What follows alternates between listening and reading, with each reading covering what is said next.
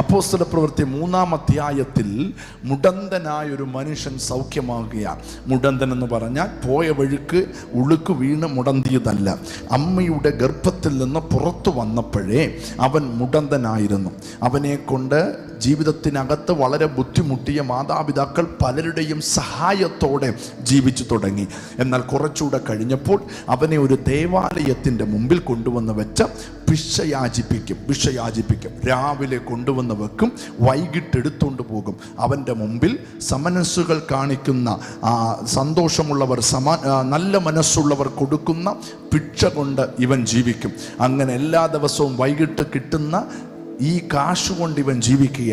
ഇങ്ങനെ ഒരു ദിവസം ഇവനെ കൊണ്ടുവന്ന് ദേവാലയ ഗോപുരത്തിൽ 3-4 പേരുടെ സഹായത്തോടെ കൊണ്ടുവന്ന് വെച്ചു. അന്ന് അതൊരു വ്യത്യസ്തമായ ആരാധനയായിരുന്നു.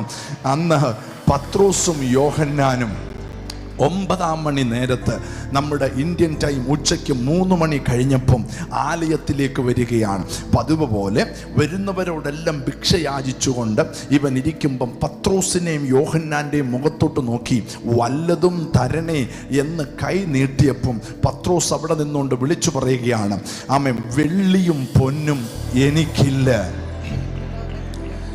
ആ ഭിക്ഷ യാചിച്ചവൻ്റെ മുഖത്തൊരു വിഷമം, ചോദിച്ചത് വെറുതെയായി പോയല്ലോ.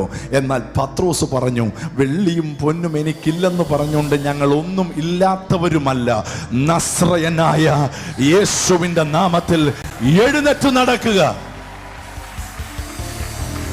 ഏതാണ്ട് 40-ലധികം വർഷമായി നടക്കാത്തവൻ, 40-ലധികം വർഷമായി സ്വന്തം കാലിൽ നിൽക്കാത്തവൻ, 40-ലധികം വർഷമായി പരസഹായത്തോടെ ജീവിച്ചവൻ വേണ്ട നിമിഷ നേരം കൊണ്ട് എഴുന്നേറ്റ് തുള്ളിയും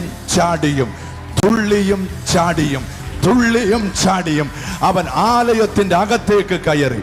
കണ്ടവരെല്ലാം വിസ്മയിച്ചു, കണ്ടവർക്കെല്ലാം ഭയങ്കര സന്തോഷമായി. അവരെല്ലാം ഭയപ്പെട്ടു.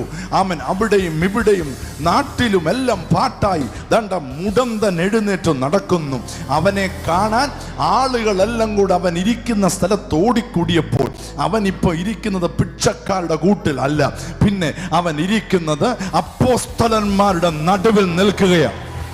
ദൈവത്തിൻ്റെ ദാസന്മാരുടെ കൂടെ നിൽക്കുക.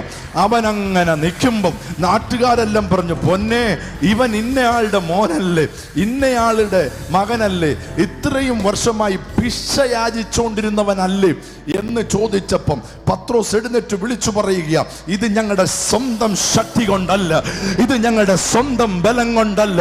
2000 വർഷങ്ങൾക്ക് മുമ്പ് നടന്ന കാര്യം പത്രോസ് പറയുകയാണ്.